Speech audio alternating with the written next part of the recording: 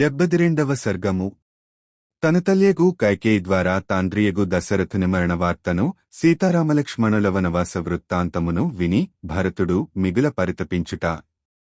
రాజభవనమున తన తండ్రియగు దశరథుడు కనబడకపోవుటచే భరతుడు వెంటనే తన తల్లియగు కైకేయీదేవిని దర్శించుటకే ఆమె భవనమునకు వెళ్ళెను.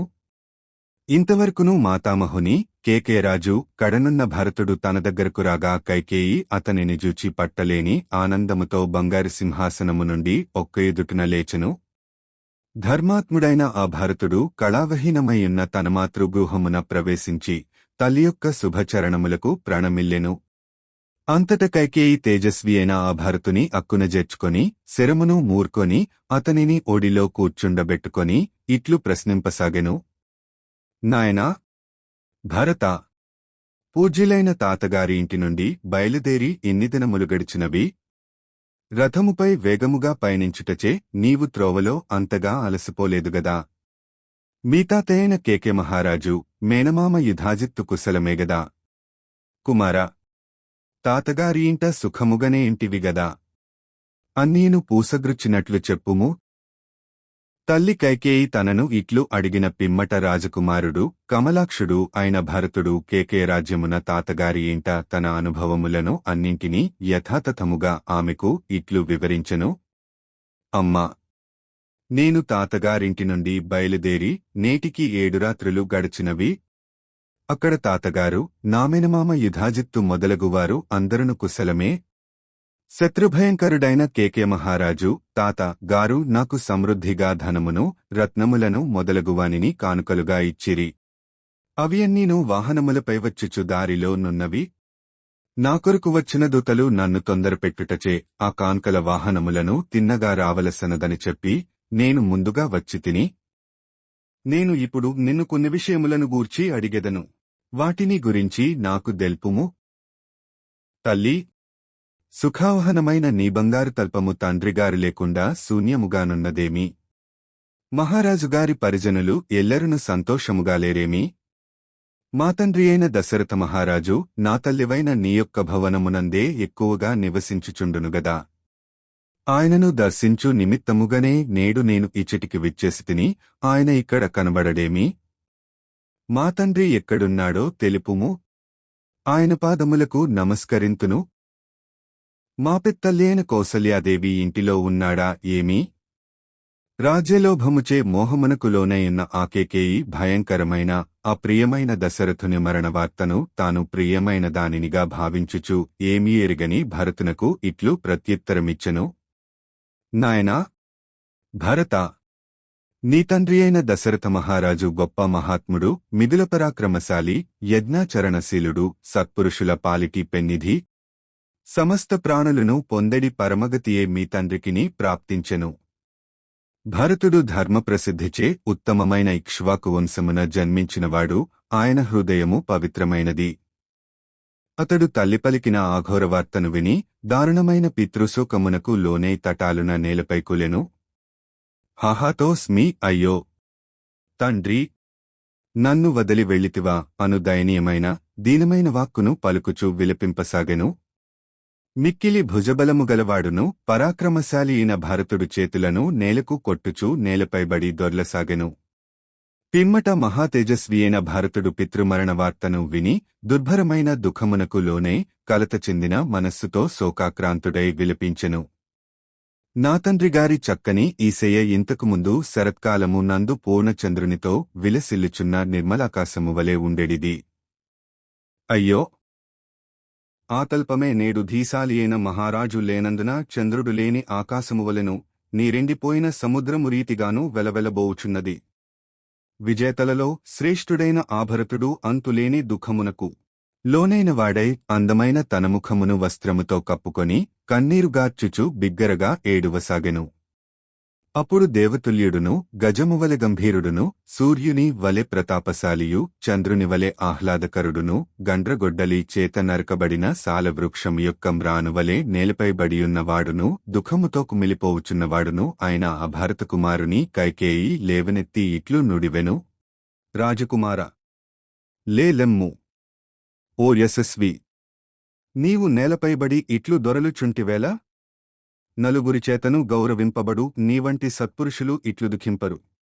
ఓ కుమారా, ప్రజ్ఞాశాలి, నీ బుద్ధి సదాచారములను వేదమార్గమును అనుసరించినట్టిది.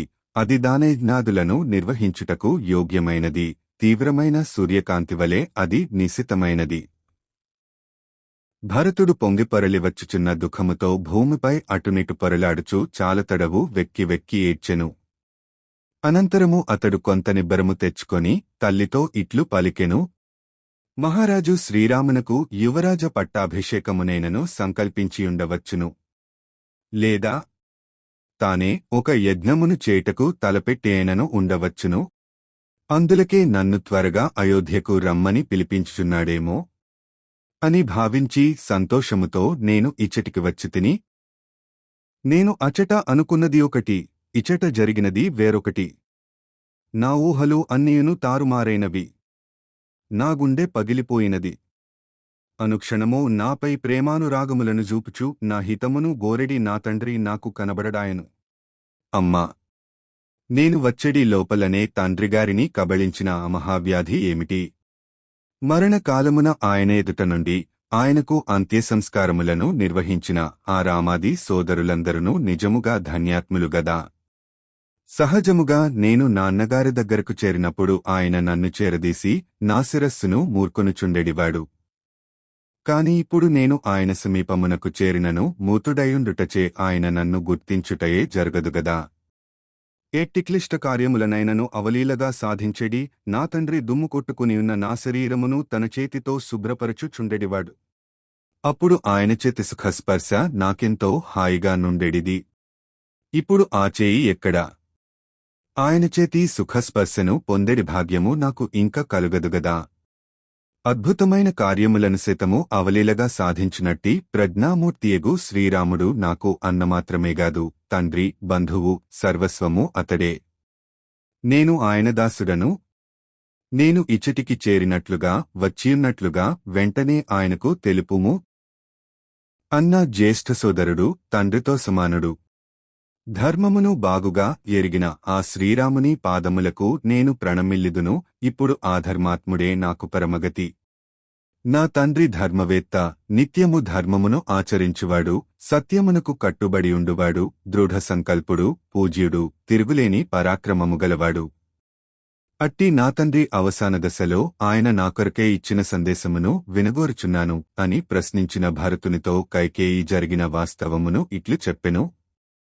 సమస్త ప్రాణులలో శ్రేష్ఠుడు, మహాత్ముడు అయిన ఆ మహారాజు, హా రామ, అయ్యో సీత, నాయన లక్ష్మణ అని విలపించుచూ స్వర్గస్థుడాయను. త్రాళ్లచే బంధింపబడిన మహాగజమువలె మృత్యుపాసబద్ధుడైన నీ తండ్రి చివరిగా ఈ మాటలను పలికెను. మహాబాహువైన శ్రీరాముడు సీతాలక్ష్మణులతో గుడి వనవాసము నుండి తిరిగి వచ్చినప్పుడు వారిని చూచినవారే నిజముగా ధన్యాత్ములు. కైకేయి మరొక అప్రియవార్తను పలుకగా వినిన పిమ్మట భరతుని ముఖమున మిగుల విషాదఛాయలు క్రమ్ముకొనగా అతడు తల్లిని మరల ఇట్లడిగెను. కౌసల్యాదేవిసుతుడు ధర్మాత్ముడు అయిన శ్రీరాముడు సీతాదేవితో లక్ష్మణునితో గూడి ఇట్టి క్లిష్ట పరిస్థితిలో, తండ్రి మరణించి యున్న ఈదుక స్థితిలో ఎక్కడికి వెళ్ళెను? భరతుడు ఇట్లు ప్రశ్నింపగా అతని తల్లి కైకేయి లోకమునకు మిగుల అప్రియమైన శ్రీరాముని వనవాసఘట్టము భరతునకు ప్రియమునుగుచ్చునని తలంచి దానిని యథాతథముగా చెప్పుటకు ఉపక్రమించెను. కుమారా, రాజసుతుడైన శ్రీరాముడు నారుచీరలను ధరించినవాడే. సీతాలక్ష్మణులు తనను అనుసరింపగా వారితో గుడి అతడు దండకారణ్యములకు వెళ్ళెను. ఆ మాటలను విని భరతుడు మిక్కిలి చలించిపోయెను. అప్పుడుతడు తన ఇక్ష్వాకువంశమున పుట్టిన వారందరూ అనాచారములను నిరసించెడివారు, సదాచారములను పాటించెడివారు. అట్టి పరంపరలోనివాడైన శ్రీరాముడు ఏదైనా అకృత్యమునకు పాల్పెడినాడా అని శంకించి తల్లిని ఇట్లు ప్రశ్నింపసాగెను.